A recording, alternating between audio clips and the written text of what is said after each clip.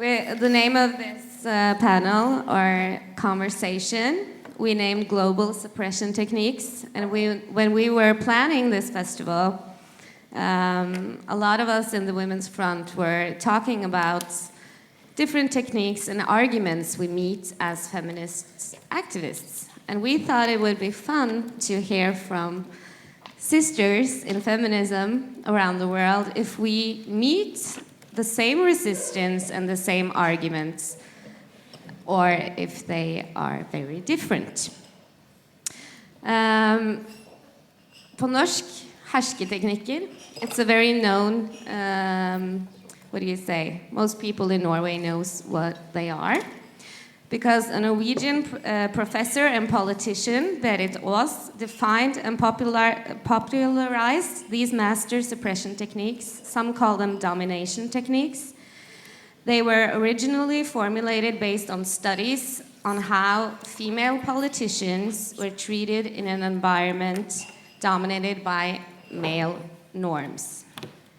But today, we talk about them in a broader scale, not only women and men. But I also think that more techniques can be added to the list. But the original list is making invisible, to ridicule, withholding information, the double binding, damned if you do, damned if you don't. It's heaping blame and putting to shame. It's objectifying, force and threats of force. So I'm very excited to hear and share our common and maybe different experiences. So let's start with the first one, making invisible.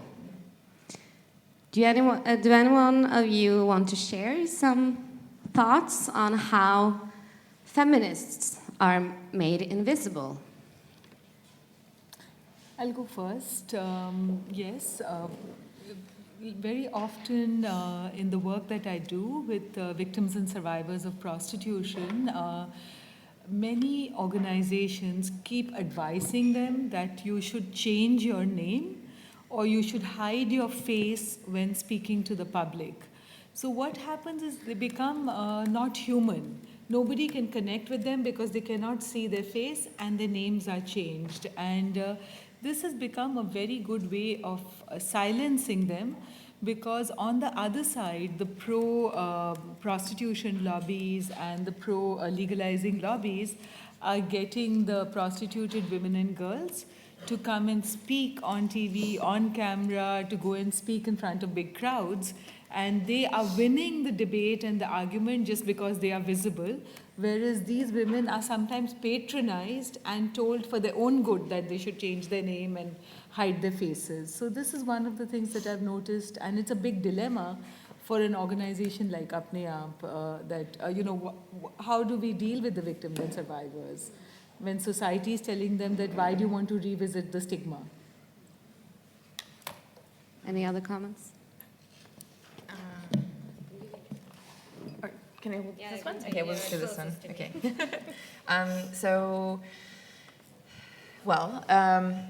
I guess it's more kind of a making visible and invisible at the same time. So what happens in Canada, and we see it very often with Indigenous women, but also with survivors of prostitution, is that the media and people interested, they really want to hear our horrific, violent stories. And that's all they want to hear. So they want you to get up there, tell your story again and again and again and again, but they don't want to hear any political analysis, or they don't want you to actually take any action. So in that way, I think it's well, I guess it's kind of objectifying as well, but it really does make our political analysis, our intelligence, kind of how we work together, just silences that. And the horrific stories become this spectacle for people to kind of, like they're watching a movie or something like that. So. Sorry. I turn it towards you. I think that the vicious anti-feminist men's rights movement and many of their supporters that may call themselves feminists, but they're just neoliberal, choice, fun feminists, they use terror tactics often. They terrorise us and make our lives a misery in order to shut other women up, maybe to shut feminists up with not so high a profile compared to those who get more of the antagonism. And it serves as a very clear warning that if you speak out of line, as per today's neo-feminist, completely identity politics-laden rule book, then you will be punished. And there are three main issues that should be very intrinsic to feminist analysis of our oppression. And of course, one is gender, where we argue, and we have argued this for decades, right back to Simone de Beauvoir and before, that gender is a social construct and it's not innate. We're not born with it, and it's different from biological sex. Another is, of course, the fact that many white liberals will accuse anyone who criticises political Islam and throw the slur of Islamophobia at them to silence any dissent about the Islamofascism in the name of supporting Muslim people, which is utterly ridiculous. And the other is, of course, the sex work issue, as Ruchira's just said, and this slur now of whorephobia. So, although last time I looked, there was no such thing as a whore or a slut, they're completely misogynistic inventions by men.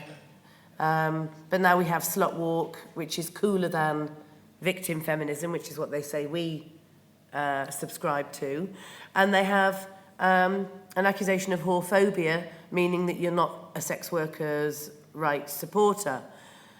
And it's just topsy-turvy feminism. And we get no platformed, we get disinvited from public meetings. There are a small number of us in the UK and elsewhere that get bullied and harangued and lied about. I've been lied about today on Twitter just from things that I didn't say at this very conference. And it does serve as a very good warning, because every time I am no platformed from a university, for example, for whorephobia, transphobia, biphobia, Islamophobia, and phobia, it gets in the press inevitably, and sometimes I write about it, sometimes other journalists write about it, and it really puts feminists who have less support and less of a profile off from daring to say, no, I'm a feminist abolitionist. Yes, I do believe the full face veil is a symbol of women's oppression. And no, I don't think that we're born with innate gender characteristics. It's a very good tactic. Yeah, and there was just one thing I remembered while Julie was talking, was that one of the biggest ways that we are being invisibilized is by people just going on telling us, where is the data? Where is the data? Yeah.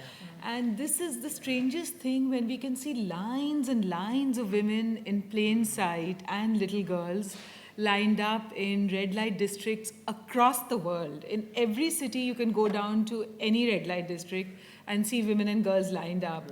And it's funny that people still want data when they can see flesh and blood in front of them. If the same amount of viciousness and cruelty and oppression in plain sight was happening to men, it would not be invisible. That's right. This is a weird kind of silencing. I just thought of one other thing too that I think fits under this category, is this notion of, in Canada, people will lob at you that you're, okay, let me start again. So in Canada, there was recently there was an Indigenous woman who won the Mrs. Universe pageant. And of course, lots of people were very excited about this, and were like, this is so great, this is so progressive. So I took a different view to that, and wrote an article criticizing beauty pageants, and actually saying this is not progressive to have a more inclusive patriarchy, and we need to really think about, this isn't a step forward, this is like a step sideways, basically. It's a distraction. So the article went certain places, and I was accused of being a white feminist, or having white feminism, which I think would be akin to Western feminism. So in that way, my own kind of agency, or my own ability to look at things and think about them critically, totally gets erased and silenced. And it's as if I can't kind of think for myself as an Indigenous woman. And it posits white feminism as a bad thing, which is not true at all. And the other thing that has happened to me with being made invisible is also being deplatformed, or attempting to be deplatformed. So the most recent example was I was going on a radio show, and I was accused of violating their safe space policy, and was able to still go on the show, but there was, that issue. So I think sometimes taking this idea of safe space and using it against women and against feminists to really silence us is very dangerous. On a side note, I just want to say something about pageants, because the beauty queen, in 1978, the Women's Front in Norway, a woman named Eva Fjelstad, she entered the pageant and she won the whole thing. But she used the stage to tell them off, like, this is a fucking tragedy, to parade women around like decoration. And this was a big thing in Norway at that time, because she didn't even think that she would win, and they didn't even know that she was a feminist. So it was a big media stunt. So we have a tradition on criticizing the pageant and the beauty industry. So it was just a side note, but That's funny. I thought all feminists were ugly.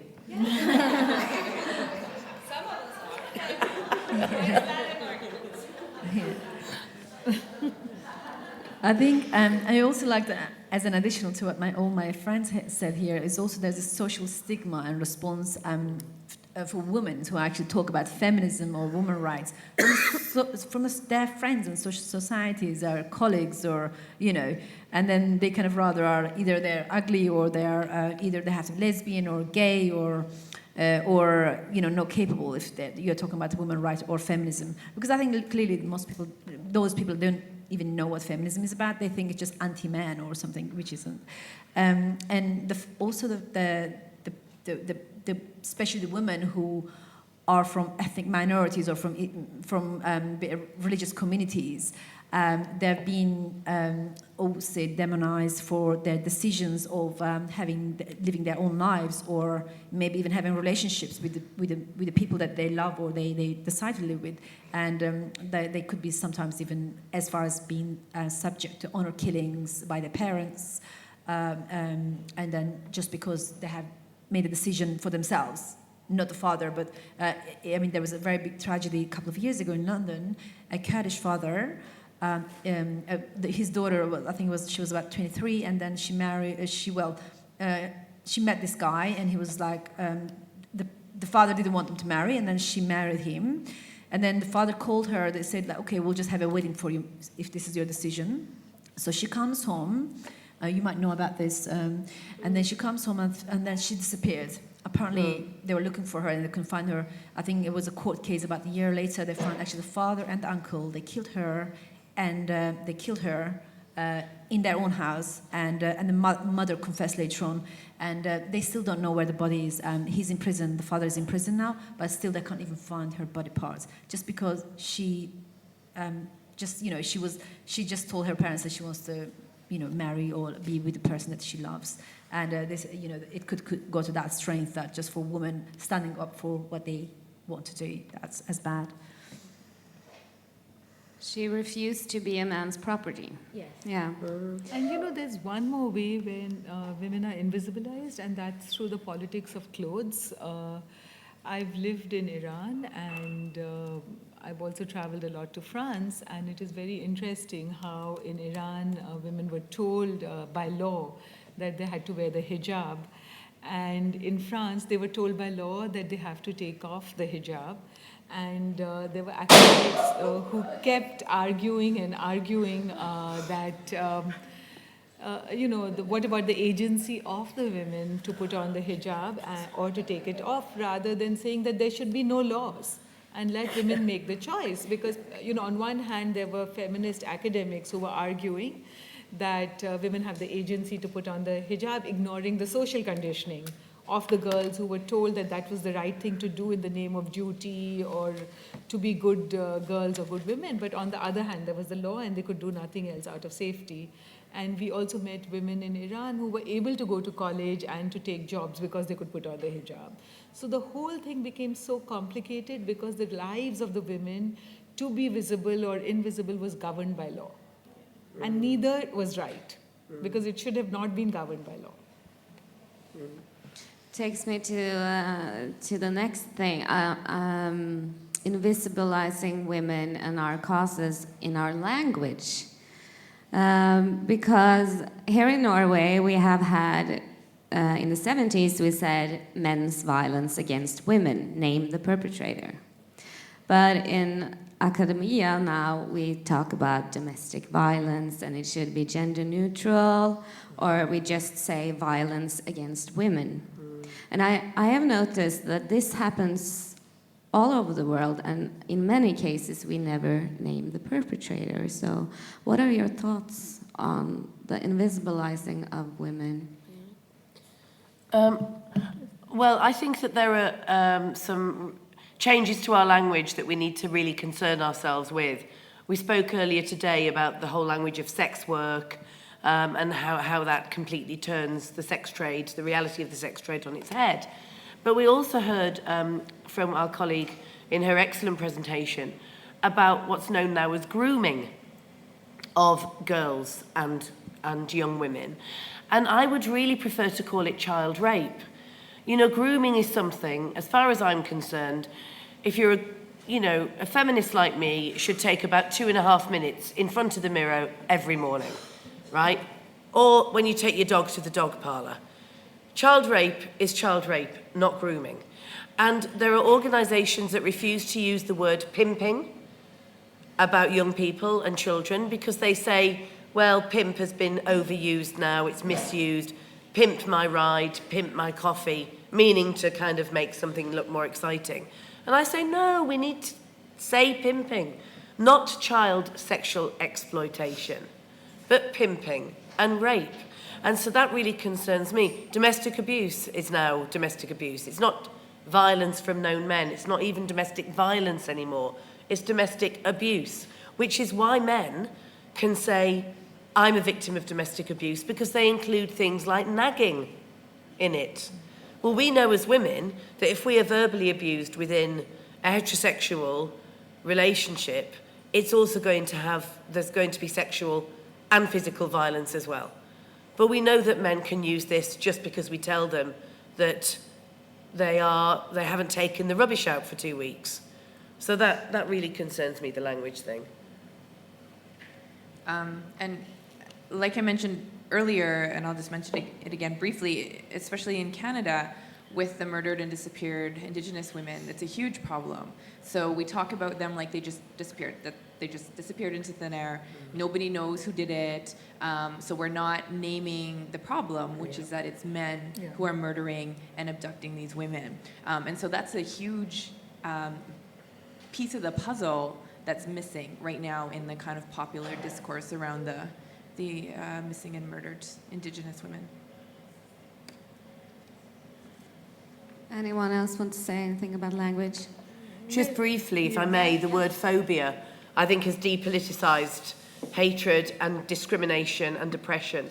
And if you put something down to a mental disorder, homophobia, for example, it excludes lesbians, and it is not a mental disorder or an irrational fear. It's bigotry and it's discrimination. Conversely, you have now lots of students in the UK, the ones doing all the no platforming in the name of protecting their safe space, as Cherry said. that say things like, if that transphobe, whorephobe, Islamophobe comes on campus, they will be doing violence to us, triggering a traumatic response. What nonsense? What violence? What trauma? What trigger warning? I mean, we need to challenge people when they use inappropriate words like this. It's not violence at all to have to be disagreed with. It's called being offended or disagreeing. Yeah.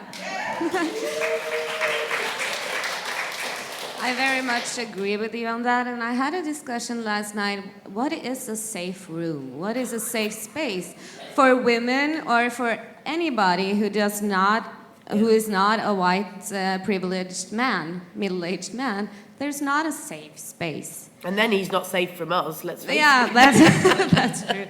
So we have to criticize this idea, because we need to, how do we evolve if we don't listen to the other voice? So I highly agree on that. But on another note, in Norway and Sweden and Denmark the last years, we have had debate and TV programs on how threats against public women, if they work in media or if they're politicians or activists, as some of us are, that we get a lot of threats on email, phones, you should shut up. But most people in media do. But the threats against women are often very sexualized and very graphic. And we had the debate here about this is a democratic problem, because the threats makes us so fearful that the next time we get asked to speak publicly, some of us won't. So what are your thoughts or your experiences with this? I think I'm going to give one experience from myself, just a very recent one. I was in London. I was demonstrating against protesting for women and children in Middle East that has been bombed by the coalition and ISIS, and also I had a white T-shirt on me saying, "Unite against ISIS and no to feminists," so the female genocide. And I have a white T-shirt on me. We chained ourselves to the House of Parliament's railings, 15 women, and we had one person recording. Police came, and then they told us, you have to just unchain yourself. But actually, we had the right to stay there for at least about 2 hours. We just told them, it's a peaceful process. We like to, the MPs to come and we want some attention to see how they can help women, that's killed by men. And then all of us have a T-shirt on us. Police, about, 30 police came. They unchained me. 2 of them, they dragged me into the gates of House of Parliament in London. That is the gate of democracy. One of them held me, the other one, he first tried to break my arm, and then he was pushing me down. And then at one point, I think I bit his knee because I was in so much pain. And then he kicked me to the floor, and then he jumped on me, and he broke my 3 ribs. And then he took me to court for assaulting a police officer. So I was in court for about several months, coming backwards and forwards.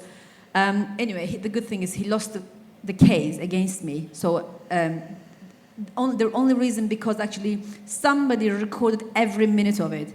If I didn't have that videotape, which is on YouTube, I was going to be charged for assaulting a police officer. So, and at that point I was shouting, I was telling this, I don't want a male officer to touch me, I want a female officer, because these guys were 2 huge, 2 meters tall, big guy with big heads. And then, so basically, I think it was very deliberate. It wasn't just because they picked me, I was at the beginning. It was very deliberate, dragging me, beating me, breaking my ribs. And that was to say, just to scare me off. I mean, I wasn't scared because, I wasn't scared of this man. And when he came to the court, my lawyer warned me. He said he will come with his full uniform, with all his stars, if he has any. But I thought, I knew he will have some stars, because this kind of men, they always get stars, And he really came with that uniform, with a lot of numbers and stars and bits and pieces on his jacket. And he put his hand on the Bible. He said he's going to tell the truth, but nothing else than the truth. And he started lying. And he was even trying to tell the court how he arrested me. He just put my hand gently behind my back, blah, blah. But actually everything was I had a second video that's showing that actually my hand was all the way up on my shoulder. And but anyway, he lost. So these are, I think, the attacks onto women and this kind of thing, and then taking it to court. Because what was sad is, because I was told, because it takes such a long process to go to court, and then you really get so much emotional and also time consuming. And after he lost the court, I had to take him to court. But because it was so long, and I had so much other things to do, I wasn't scared of him. I was going to take him to court, and I was going to donate the money, if I get any money, to the charity for this Yazidi women who were kidnapped by those gangs. But I didn't go to court because I had so much things to do, and because it's time consuming. I mean, I regret that, but I had no other choices. So this kind of thing, they're really ridiculous. But I don't think we should be scared. I think this guy's scared. But I made a lot of I'm sure at one point he's going to break his ribs somehow. I have a feeling that he's going to do it himself or something, but I don't know. But this kind of thing, and they are a bit scary at times. Threats. For me, one of the things that I automatically think about is Twitter. Twitter frightens me because of the hate language and the threats to women that I see, and I'm not on there very often, and it's partly, I guess, it kind of links to the first one in terms of making it visible. So when you see that happening, there's a lot of fear there to try and engage with it. But even though I'm only on there very occasionally, there's still threats, rape threats, those types of things happening. But the fear of exploiting women's fear of the police, especially Indigenous women, is something that's happened, I don't know how many times in Canada, where I've been kicked out of a conference, or I didn't do anything, promise I didn't do anything, but asked to leave, or told to leave, and if I don't leave, they're going to call the cops. And this is after presentations where, we're talking about the rapes and the sexual assaults by police officers against Indigenous women. So these threats are playing on those experiences that Indigenous women have had with the police. And I've also, had a situation once. I was at a march for missing and murdered Indigenous women that was organized not by an Indigenous group, but by a so-called Indigenous solidarity group, and was invited up to speak by a sister of mine that was speaking, and began to talk about prostitution, and had a man and a woman. The woman kind of stayed down and told me to stop talking, and the man seemed like a big man, was up and actually physically trying to take the megaphone out of my hand. So kind of using his privilege and his body and his physical presence to try and physically intimidate me from finishing saying what I had to say, which was talking about prostitution as a form of violence. So it's a real thing, and especially I think there's so many of us have experiences of violence, right? So it's not like it's some abstract threat when you live that, many times over. If I may just pay tribute to the strength and tenacity of the survivors of the sex trade who actually speak out, bearing in mind we know how difficult it is for those of us who've been through other forms of men's violence towards us, whether it's child sexual abuse or rape or other forms of violence. I honestly do not know how the survivors of the sex trade do it in the light of the hatred and the complete lies and distortions that we see from the pro-sex work lobby about them. It's bad enough for those of us that are abolitionists who are not survivors of the sex trade to do this work. I honestly have no idea. And I just want to read you some tweets, with her permission, about Rachel Moran, who you heard speak today, from the pro-sex work lobby, on Twitter, seeing as you mentioned it, Jerry. It's an absolute disgrace. Rachel gets so much of it, I think partly because they resent her high profile, they resent the fact that her book has done immensely well and that she's influenced people at policy level and beyond. But other survivors also get it too. One said, Rachel Moran, the fake survivor, making money off hurting actual sex workers. Then another one, I answered phones in enough brothels to know what Rachel Moran is saying is rubbish. I was a real Dublin 90s hooker. Rachel was prostituted on the streets of Dublin. And this same pro-sex workers' rights person goes on, 95% of what Rachel Moran says is bullshit. I worked in the same brothels at the same time. And another, Rachel Moran is trying to build a career in silencing sex workers. Why the hell should she have any input into human rights policy on this? So this goes on all the time on Twitter, the lies, and it's difficult to do anything about it.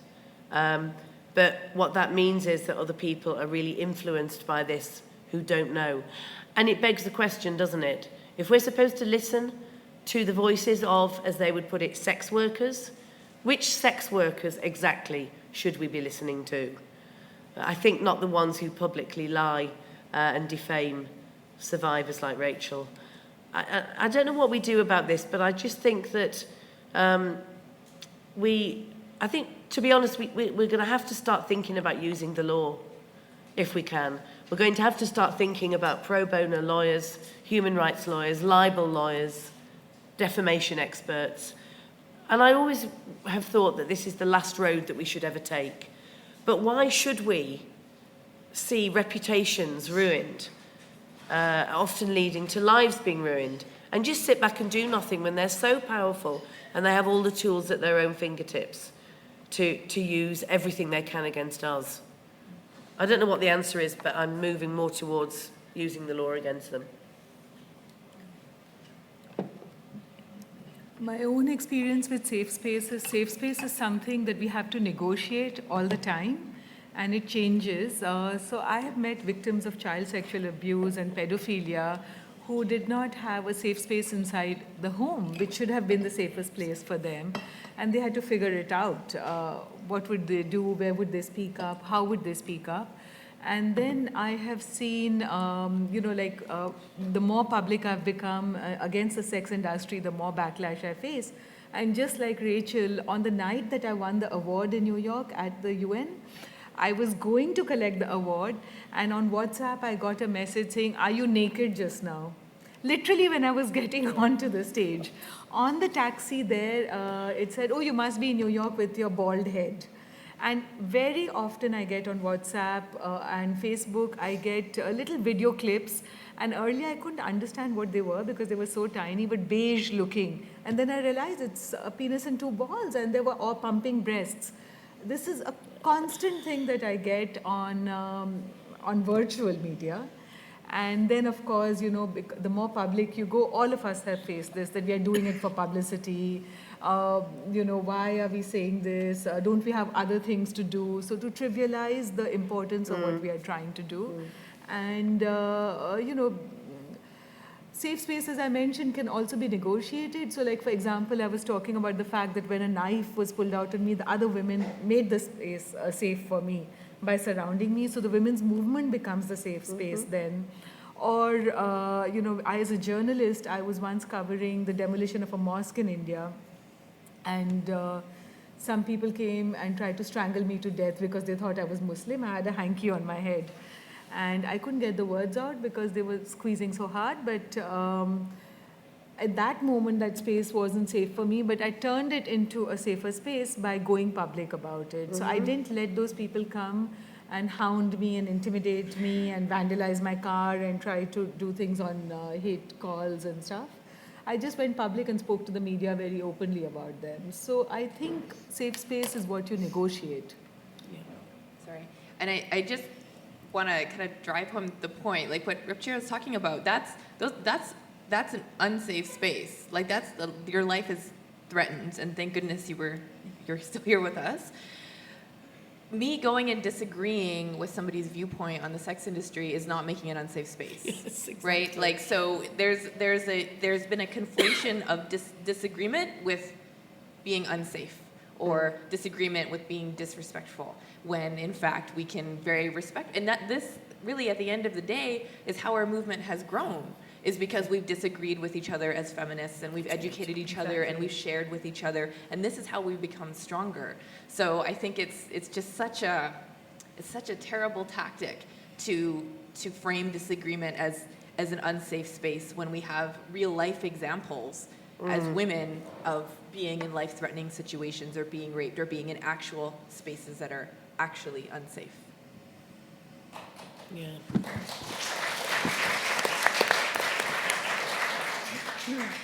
That brings me to, let's start. I haven't experienced those kind of threats that you have. So I really believe that the higher the profile, the more attacks, of course. But I have received some threats, and I know what the fear did to me. It's been very difficult to say yes to things I really want to do, or speak up, or say yes to an interview, or go in the media. So on a personal level, how do we deal with the fear? Do you have any strategies, something to share with us?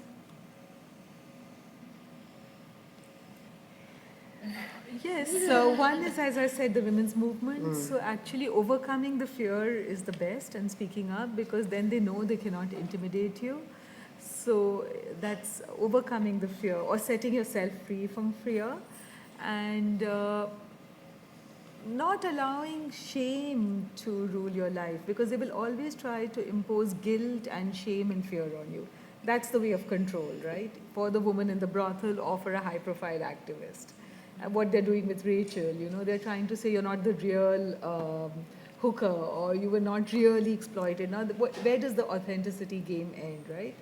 So the thing is to be as transparent and truthful and speak your truth, and just carry on, because otherwise guilt and shame and fear is how you are controlled. So not to back off, but to carry on. And I think one of our strongest weapons that we have as women is organizing into groups. I think we're in a very neoliberal, individualized version of what some call feminism, where it's me, it's all about me and my issues, I'm the most important person in the world. So in some ways, I mean, there's a bit of worry for me that in younger women, or I guess it's not so much about age, as you say, it's about ideology, this kind of third wave ideology that is about kind of individualized feminist superstars or whatever, is very dangerous. So I think our strength comes in our grouping and in our collectivity as women. And so when we're part of a group and we're facing these threats, we can talk to each other, we can strategize with each other, we can share our experiences so we know it's not just us. So consciousness raising, and really, I think that it's a movement, right? It's a movement made up out of organizing politically together as women, and I think that's, this is what will save us, right? This is how we will get to where we need to go, and I think that's so important. And I just want to make a really quick shout out to my good friend and sister Megan Murphy in Vancouver. And I don't know if any of you read her blog, The Feminist Current.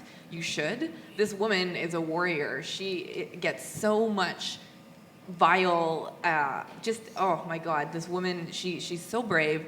And she uses her privilege as a white woman to navigate that kind of Twitter, Facebook, online reality, and writes amazing abolitionist, very critical writing, but has just gotten such hatred in response to that. But she's situated in Vancouver, where I lived, and has groups of feminists around her that are going to come together where she can talk with. So it just shows how important it is to be a part of something bigger than yourself.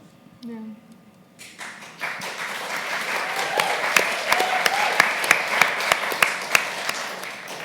I think this kind of attacks to feminists and to people who actually are fighting for human rights or women rights organizations, that means we are on the right track, because otherwise this, especially this kind of mentality, the people who carries of this kind of mentalities wouldn't attack you.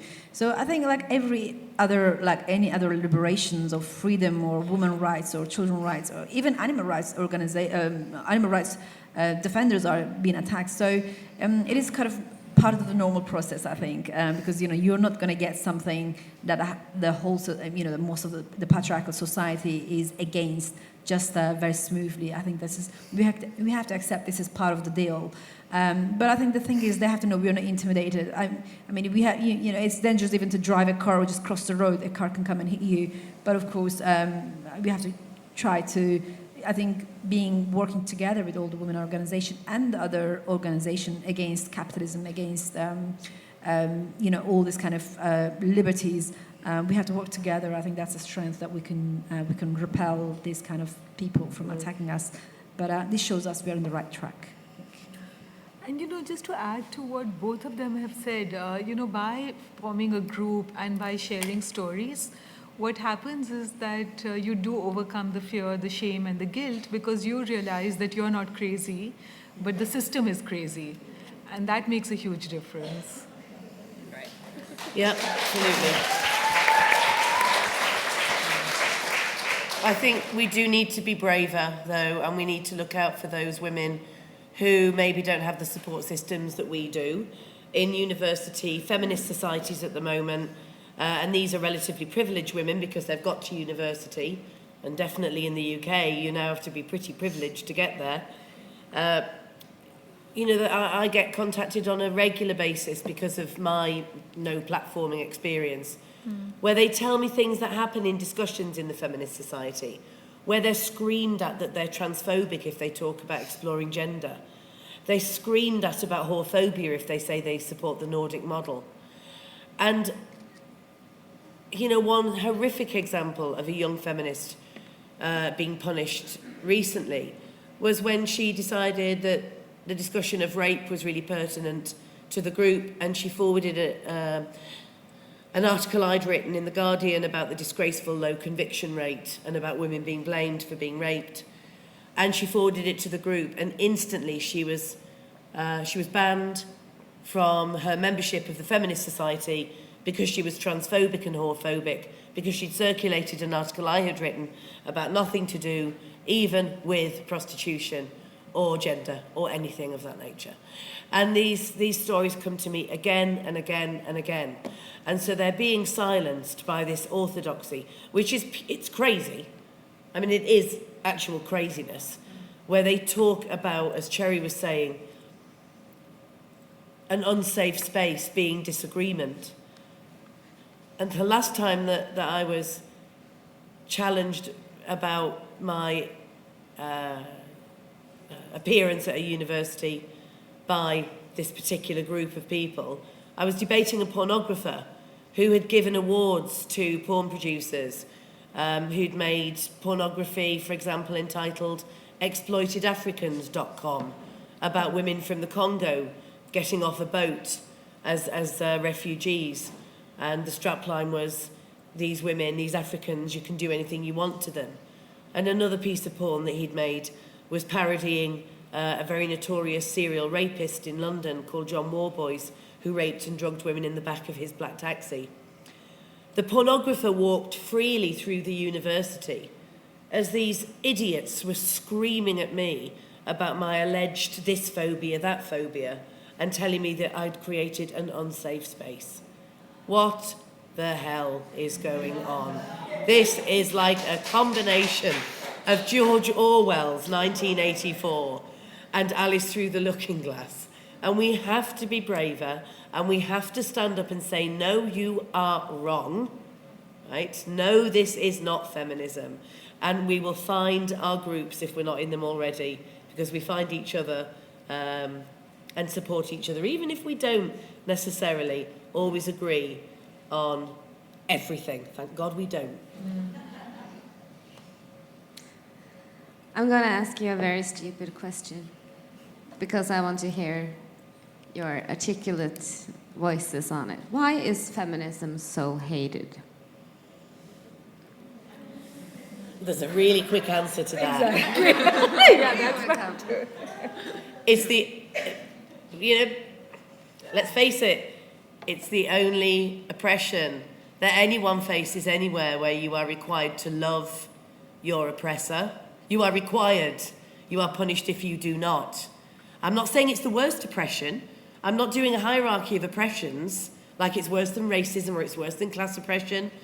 But what other oppression is there where we literally have to succumb to men as our sons, as our lovers, as our husbands or whatever? And we are naming men. And at least in anti-racist politics, and again, I'm not doing a hierarchy, but in anti-racist politics, right, there are men in there who are actually agreeing that this is an oppression that they share with women, if you're lucky. But we're against men being violent and abusive. And because they know that they do nothing to stop other men apart from a very, very few, and I hope I can count the men in this room, then they know that they are part of the problem.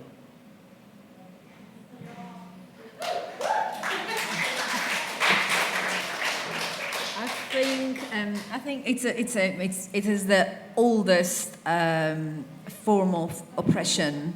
As I just mentioned, women are the first oppressed nation. If you just consider them as we are the oldest oppressed nations, and then all the religions and the systems and the kingdoms and the arts and the history develop itself around a patriarchal society. So now what you women are sitting here, we women are sitting here, and we're just actually challenging the whole thing. I mean, take it from Vatican to the Islamic Islamic headquarters, and the whole systems. And what we're challenging here is not something very, very simple. It is challenging the whole system of the so-called civilized or modern civilization. So that means it's just undoing all this thing and then to coming up with a proper democracy, like a grassroots democracy, and that's a big thing. It's not simple what we are doing here at all.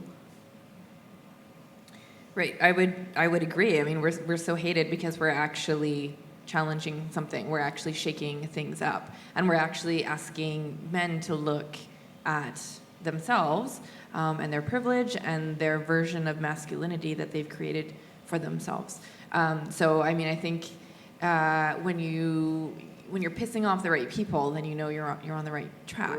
And a little story. So I had a friend of mine ask.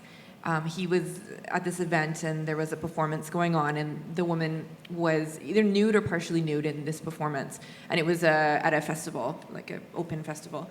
So he asked me. He was like, she said that it was feminist performance, but he's like, I don't know if it was. Like, how do I tell? Because she said it was feminist, but I don't know. And I said, well, if it's a mixed group, look around at the men in the group, and if the men in the group are cheering and clapping and enjoying the performance, it's probably not feminist. So, I think it's really, we just, we know that we're doing a good job, and I think that's why we're so hated, because we're really wanting people to look at themselves and challenge these really deeply ingrained ways of thinking, and it's hard to do that. Yeah, and basically anything which changes the status quo or challenges the status quo always is feared. And the hatred comes out of insecurity and fear. And here we are getting into the root of all hierarchies when we talk about feminism, because feminism is something which is challenging inside the home. And, gender is the first inequality that we experience when we are born. And into that trench, all other inequalities fall. Because at home is where we first realize that it's all right for one class of human beings to order and another class to obey. For one class of human beings to get paid for their work and another class not to. And so we begin to accept it and normalize it. And then when we see racism or we see casteism or anything else, we begin to accept it because we believe inequality is normal. So when we challenge gender inequality, that's when we are getting to the root, radical. It's radical because it's going to the root. And that's why the backlash is harder and more fear. It's coming from fear. Sorry, one more thing. I think when I think about that in the context of Indigenous peoples, I think there's a lot of fear there, especially in Canada and America. There's this idea that Indigenous people are going to do to white people what they've done to us. Do you know what I'm saying? So there's this fear that we're going to take back everybody's land and kick everybody out of their homes, and we're going to get rid of electricity and cars, and we're all going to, go back to how it was, hundreds and hundreds of years ago, if Indigenous people are allowed to have rights to land and culture and languages. So I think that's part of the reason why the struggle for Indigenous women's rights and freedom in Canada, I think that's why there's a lot of kind of backlash against that, both because there's this fear that, and obviously that's not what Indigenous people want to do, but it is about a reclamation of ideologies really that are going to benefit all of us at the end of the day. Just to add to that about Indigenous people and what they're scared of, there was a very example I'm going to just give from Turkey in the Kurdish region. Only about 2 months ago, with the Turkish army attacked some villages. They killed a lot of children and civilians as well. And there was the Kurdish freedom fighters women unit. There was a woman killed, a woman guerrilla. What this military did is they've killed this woman, and the next morning, and there was pictures all over media. They've stripped her naked, totally naked. They throw her in the middle of the road. They take the photos, and it was all over media saying that's how we will do it, to the woman, and she was already dead. So by doing that, they were trying to create this fear into women, and especially Indigenous women who are fighting for their liberations, mind that we'll kill you, and then because the Kurdish culture is they thought like everybody will be embarrassed. But what the Kurdish women movement did is they've taken this into a total opposite way. They've said, we don't see her naked anymore. She was in clash with the rapist military army, and then she died, and we only remember her for her bravery. We don't see her naked. She was not naked. So this is a level that it was actually overturned against what they've tried to do. So which was a way to just tell the perpetrators or to the male-dominated system that they're not going to succeed with what they're trying to do in the old systems anymore. I can't believe they even tried to shame her after killing her in photographs. That's, yeah.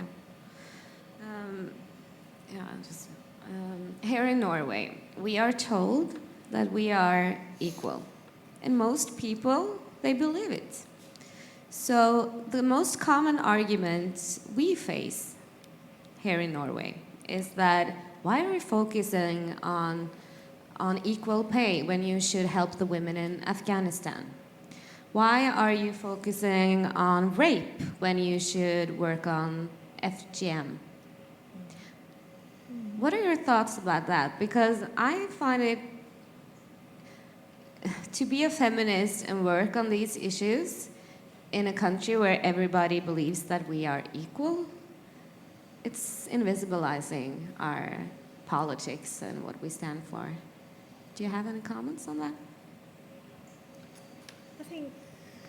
I think perhaps they're trying to deviate your objectives here, because if you're asking for equal pays in Norway, in Europe, I think it's still an issue because they're trying to deviate your attention. I think it's just easily done that you can do both. And women are multitasking. They should write because they can fight for their equal pay as well as they're fighting or supporting in solidarity of Afghani women or female genital mutilation countries, and they can easily do that. But I think they're just trying to deviate attention, saying, you have enough rights and you're not going to, nobody's genitally mutilating you, so just that's enough for you, and just go and fight for your other sisters. And this is still a form of actually oppressions, and they're trying to get away with it. Cherry, did you want to? Sure, quickly. So I think that's rooted in this very deep seated idea that women are always wrong, right? that's So we're true. always wrong. Yeah. No matter what we do, no matter what we say, what issue, it's always going to be the wrong word, it's going to be the wrong issue, we're just wrong. And in Canada, it plays out what we have now with the issue of the women who've been murdered or disappeared by men is, what about the men? So what about the men who are gone missing and been murdered? What about men who are raped? What about men who are assaulted, et cetera, which I think is another way to kind of try and divert the discussion. Right, exactly. Men are raping the men. So it's still their version of masculinity. They've turned it on them, in some ways on themselves, right? It's damaging them in those ways. But I think it's really important that we keep the issue centered on women, because this is, gendered oppression. This is connected to the oppression of women as a class. And I think to kind of distract from that issue, and it's just an attempt to tell us again that we're wrong. And it's like this issue, especially with the Indigenous women, is very nuanced. It's very particular to the fact that we are Indigenous and we are women, and this is why this is happening. So, sure, there's men that have gone missing and been murdered, but it's not, the violence doesn't happen in the same way. So we really need to keep the discussion focused on women and just steamroll ahead, I think, is the solution. I completely agree with every word you say, Cherry. I always forget that we're seen as wrong, because we always know we're right, don't we? So, but you're absolutely right. And it's amazing how many men on the left, in particular, become really interested in the fate of women in Afghanistan as soon as we, at least in the global north, start talking about issues that affect us. They become desperately concerned about women in Saudi Arabia. You think, oh, right, this is a new concern of yours. But they don't lift a finger to do anything about it. Well, they don't do just anything talk. at all. No, they just tell us, that, like Cherry says, that we're wrong and that we shouldn't be campaigning for this issue because that issue is more important. In exactly the same way as a number of white men on the right of politics, certainly in my country, started being very, very concerned about violence towards Muslim women when they just wanted to have a go at the rights of refugees from Muslim countries or from Arab states or wherever. All of a sudden, we can't have these people in. They treat their women disgustingly. And they're a scumbag themselves. And they've been treating women appallingly, and all of a sudden, that becomes their concern. But I always remember reading a brilliant book. I think it's called Loose Change, and it was written in the early 70s. It's fictional, but based very clearly on the North American women's liberation movement of the 60s and 70s and how it emerged out of the left. And the Marie Antoinette, was it Marie Antoinette who said, let them eat cake, about people who were starving. If they couldn't buy bread, let them eat cake. Well, this woman recalled, the narrator recalled a real life incident of when a brilliant women's group, consciousness-raising group, was formed in a university saying we're sick of men on the left expecting us to make the tea. So we're going to now form our own social movement called Feminism. And this group of men, these nice leftist men that believe in equality, went off and produced a newsletter which was their response to the women's liberation movement. And guess what the headline was? Let them eat cock. Right? So it's always, that phrase goes through my head. Really disgracefully high number of times. Because it's the let them eat cock moment. It's, well, these women are complaining, but after the revolution, when we've sorted out the real boys' stuff that needs sorting out, then you can have an end to your FGM and to your murder of Indigenous women and your rapes. But till then, just, we've got a revolution to fight. And I think one of the strategies can be to emphasize the commonalities of our inequalities between Afghanistan and Norway, because there is more in common in how patriarchy operates. It may manifest differently, but it operates similarly. So to point that out in terms of how masculinity is formed, the code of silence among men, the culture of gun violence,